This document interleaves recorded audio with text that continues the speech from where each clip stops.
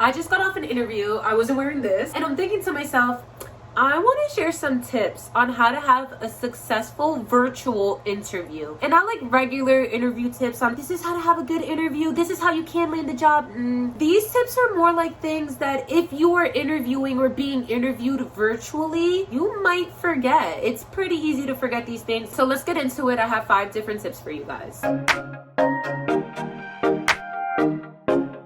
Some of these tips, when I name them off rip, they may seem obvious, but just stick around and listen to the explanation because it's not. Tip number 1, you want to have a clean room. Tip number 2, you want to have your notes on hand. Tip number 3, you want no distractions. And my last tip, tip number 4, you want to be comfortable, man. Now, tip number 1 may seem pretty much like a given, but let me tell you why it's not. Listen to my experience. I just recently changed the entire setting in my room, my bed, my table. Everything is somewhere different. And so when I sat down in front of my computer for the interview today, I was shook. You can see my entire room, and that is something that I really don't typically vibe with. I like a background that is not distracting. I want you to focus on me and my personality, not really the things I have in my background. Also, this is just my room. I don't really want to share it with everybody. I think one of the easiest ways to tackle this is 5-10 minutes before you have your interview, sit down on your computer, webcam, whatever device you're using, sit in front of it, open the camera, open photo booth, whatever it is. Open it up, look at yourself, look at your background, and just make sure everything looks the way you want it to look. That's the easiest tip I could give you guys. Number 2, you want to have your notes on hand, and this is for a couple of reasons. If you're someone like me, I tend to blank, so I literally have my notes in front of me all the time.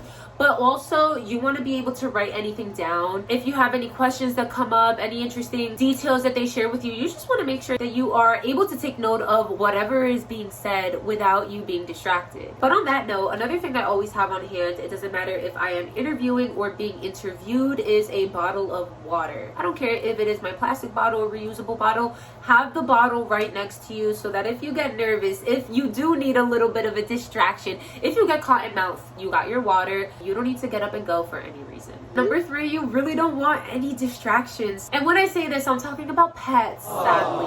I am talking about your phone. I am talking about having to get up to go to the bathroom. Really, there's so many different distractions that could come up, and you just want to make sure that you're ready. And so a couple of tips here: have your phone on vibrate. You could mention that you have a pet. Every time I come on camera, one of the first things I say is, oh, just so you guys know, I have a black cat, so you might see him roaming around or he might pop on camera. It's something that you could disclaim, or you could lock your pet out of the room. Just make sure that the distraction is something that is taken care of. And when it comes to the things on your screen, in terms of your laptop, phone, whatever you're using to have that communication, the only thing you want on the screen is the interview or interviewee. I guess another thing you could have on the screen though is information about the job. Sometimes, since I typically apply for jobs in media, I'll have their websites and their social media pulled up on different tabs, so that's another option. But you don't want to be distracted, so just close all your tabs out if anything. Tip number 4, another one that seems like a given but it's not, you want to be comfortable. When I am being interviewed or interviewing virtually, typically, and I'm not talking a tank top like this, okay, this isn't the outfit that we're going for, but for my interview today, I wore these pants, and sometimes I'll wear a tank top with a cardigan, maybe a higher neckline tank top with a cardigan that's a little bit more, is conservative the word? It covers me up a little bit more, okay? That's the type of outfit I'll go for. The yoga pants, you can't really see my stomach since I'm sitting down, but I do try not to wear, I don't know if I said that correctly, I try not to wear tank tops because I don't want to have a slip up, not a nip slip, which is why I do the high neckline.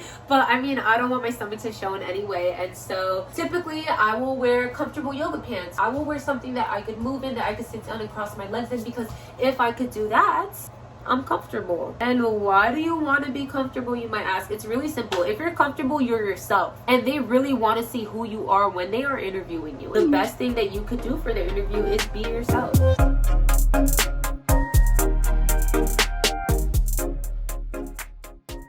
And just be a tip, make sure that you eat before and after your interview.